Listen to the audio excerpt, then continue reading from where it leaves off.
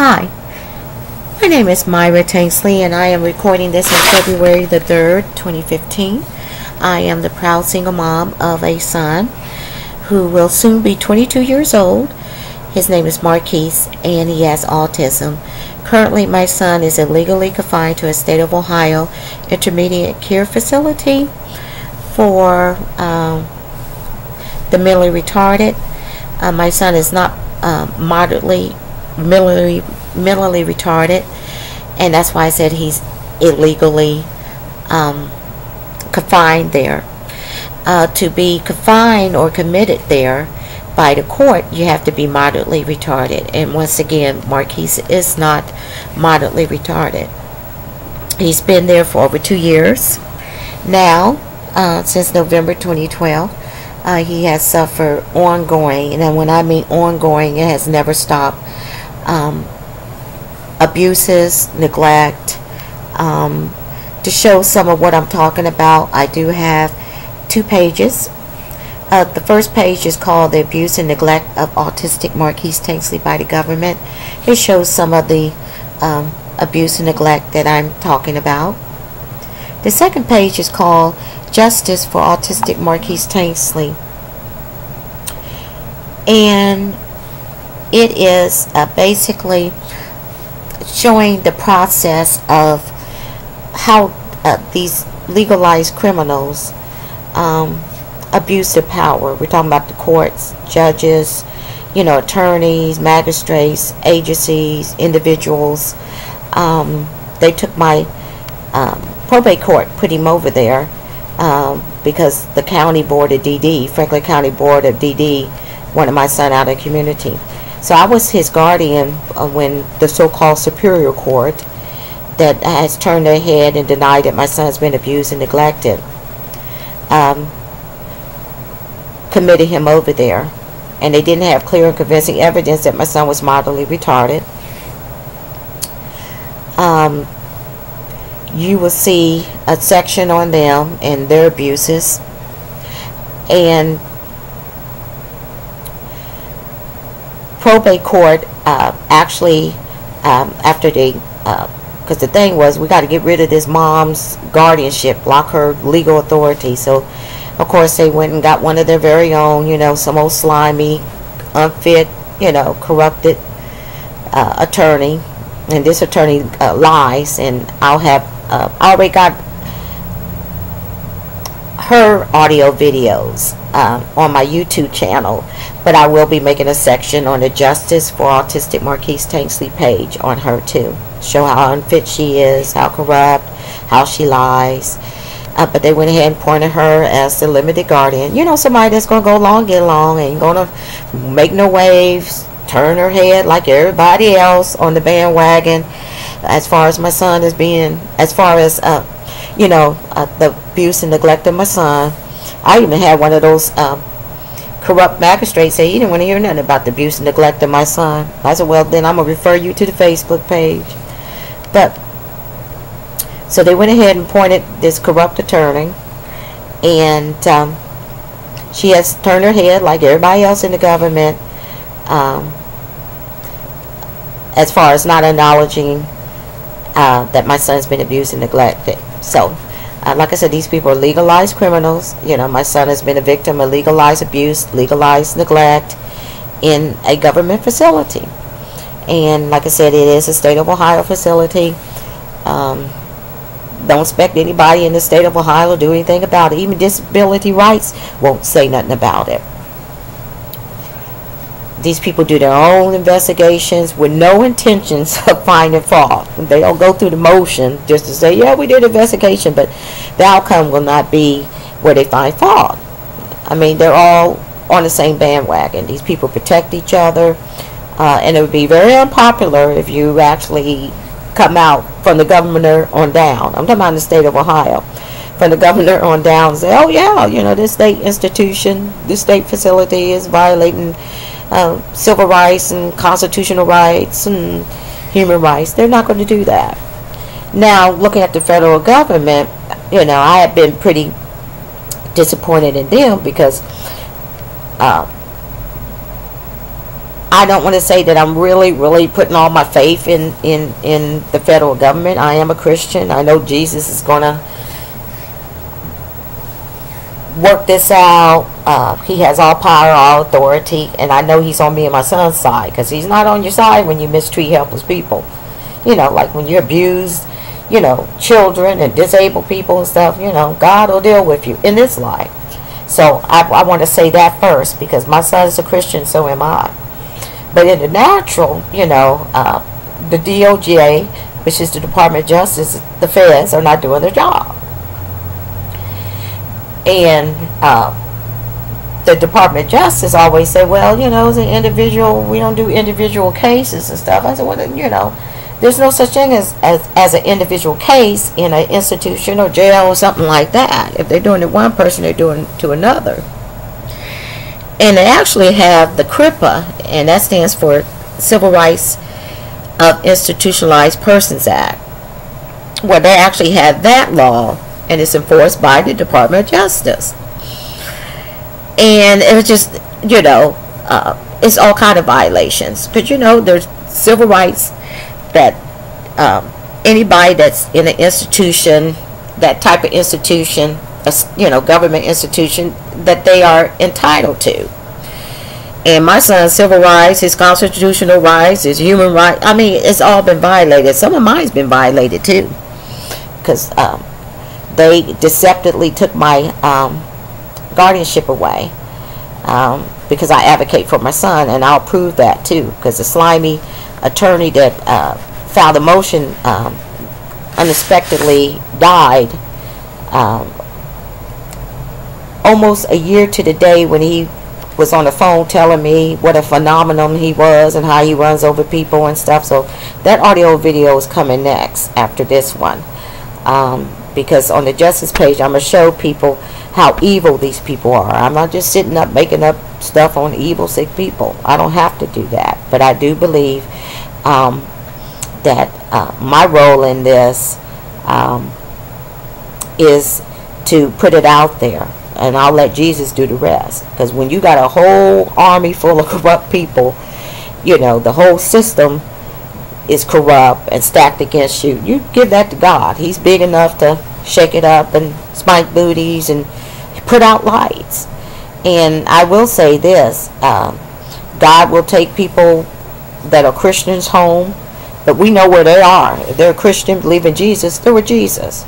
But he'll also take evil people on off this planet too. And he put the light out of this attorney and made sure that he showed it to me in the paper. I never really read the paper, but that day the Lord made me turn around in Walmart and get that paper, and there was that man's name. So he put his light out. But when he was talking, I knew he was, I said, good Lord, he's offending God, you know, because God doesn't like arrogance, and you know. But you'll hear the tape. It was just, he was a liar. He filed to take my guardianship away and said that I was wouldn't sign papers. And then on the phone conversation that I'm going to make an audio video of, he said it was a mistake, kind of like a mistake, because he didn't know I had signed the papers already and stuff. Actually, I had signed a consent for Marquise to have evaluation the first time he went over there voluntarily for 47 days, from, that was like January 2012 to March 2012, because they were modifying our home and walls and stuff, and my son couldn't take all of that, you know, drilling and all that kind of stuff. And the reason why I say that is because that consent was actually good for a whole year, but he used that to petition the court to take my guardianship away. So the Justice page is everybody that was involved in basically putting my son over there illegally, and turning their head while he's been mistreated over there and abused and neglected and assaulted. They're going on that page with evidence. So you know, they have kept him over there. They won't acknowledge that he's being abused and neglected. But pictures don't lie, tapes don't lie, and documents don't lie. And God can't be defeated. Because my son is not over there because God is trying to punish him, or Jesus thinks he deserves it or something like that. You know, just because somebody's over being mistreated doesn't mean they deserve it. And look at Jesus when he hung on that cross between two thieves. It wasn't because he deserves it or that he was a criminal. Actually, he was God in the flesh. He was without sin. So just because somebody's going through or mistreated, you know, or going through something that's horrifying, or they're being mistreated by people and stuff, doesn't mean that they deserve it. So my son, and there's a purpose for everything, but he's not over there as far as God is concerned. You don't care what people think. As far as God is concerned, he's not over there because he deserves it. And he can't help that, you know, he has intellectual disability. He's a wonderful young man. He hasn't done nothing to nobody, none of those people over there, neither have I. I just speak out for my son. So, because I love him so much, just like other people love their kids. And I wouldn't be a mother if I didn't. So, this audio video is from today, February 1st, 2015. 2 days ago, my son told me that he was the same resident that's been verbally abusing my son. He's hit him in the face twice, pushed him down on his knee, made the skin come off his knee. He's been emotionally abusing my son. He's been physically abusing my son, verbally abusing my son. This same resident was fighting with my son again last week, you know.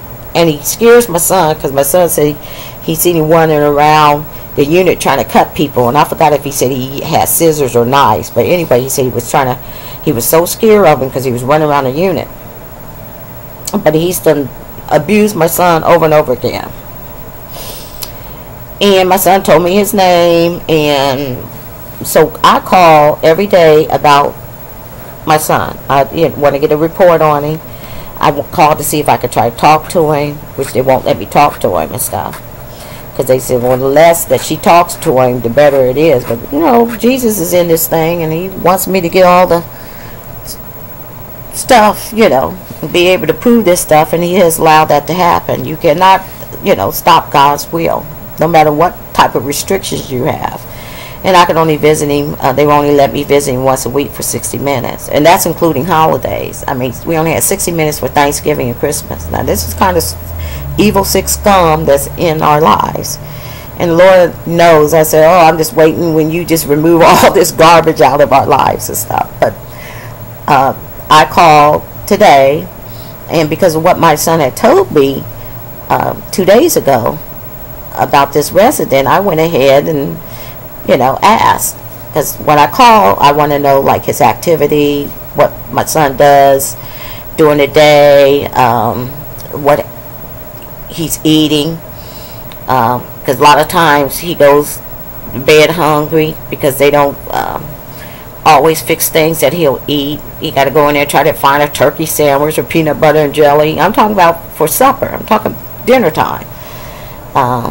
That girl over there, she loves to make spaghetti. My son doesn't like spaghetti, and he doesn't really like meatballs. But it's just pure neglect. It really is. And but I'm going to be in this thing because God wants me in this thing. That's my child. He gave him to me, and he gave me to my son. I'm his voice, and he's my heart. And God and Jesus is our Savior and God. So this tape will audio video is about me calling, and I went ahead and asked about was this particular resident abusing my son, and you'll hear the ground supervisor actually tell me I'm not to call and ask about that. And I told him, I said, well, I'm not really asking about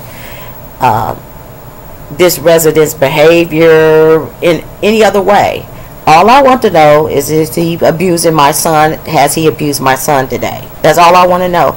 And I told him, I said, well, you know, I'm his mother. I'm going to ask that. Now, you can answer any way you want. And then he tried to turn it around on me. He said, well, would you care if this resident's mother called and asked about your son and stuff? And I said, look, I don't care, you know, about this resident's job or what clothes he's wearing or if he even comb his hair today. I could care less. All I'm asking is he abusing my son today? like he has done in the past. And then he said, well, you don't call and ask for a resident name. I said, my son named him, so I'm a naming. So you'll hear this on this audio video. And it just shows how ignorant they are. And I started to tell him, I said, well, I don't think that if the resident has a mother, I don't think they'll be calling and asking about my son, because my son don't fight and abuse and cuss and, you know, and terrorize and assault and abuse other residents. That's not his personality. But I believe this resident, with the previous things he's done to my son, is Jesus protecting my son. My son, he said he was running around trying to cut people one day, and what if he would have stabbed somebody, you know?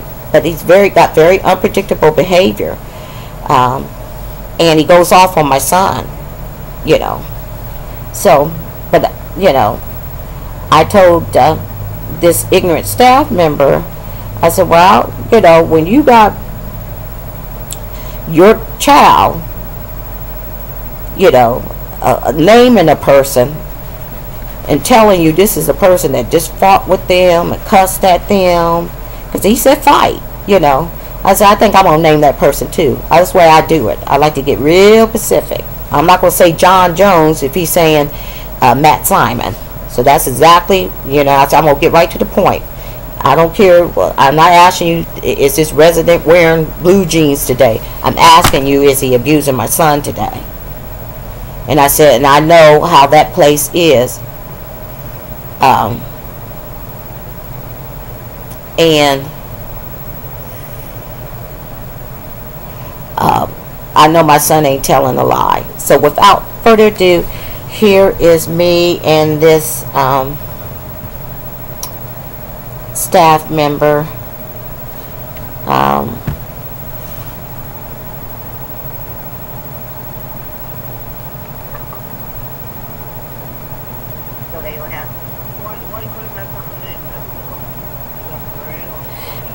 Talking about what I asked him.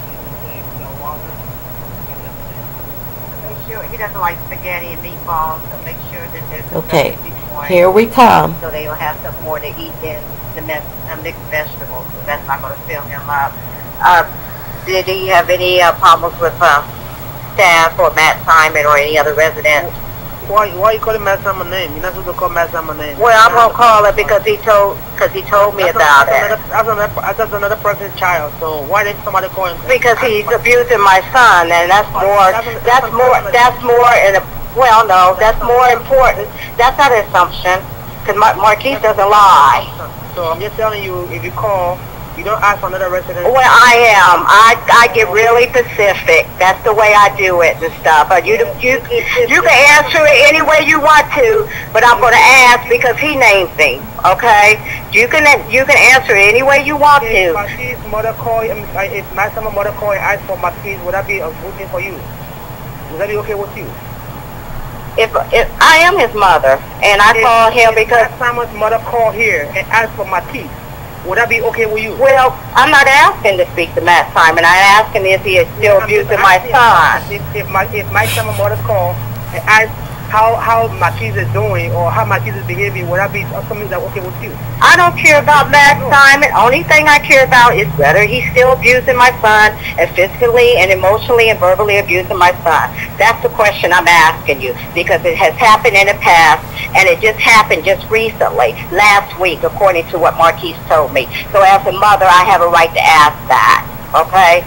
Answer it any way you want to, but that's why I asked. I'm just telling you the fight. The fight is, you don't call and ask for another resident. Oh, yes, I do. As a mother of my son. That's the kind of mama I am. When Marquise's mother call, when my son's mother call and ask for Marquise, I was Well, then that shows your ignorance and stuff, because what I'm doing is specifically making sure that this resident is not still abusing my son. That's the question I asked you. I didn't ask you anything else. It's not a fight, it's an assumption. So no, it's not assumption. It's not assumption when I seen staff punching in the chest either. One thing, for your information, autistic residents, they don't sit up and lie and try to get people in trouble. They don't have the cognitive ability. And with everything else going on over there, I know he's telling the truth.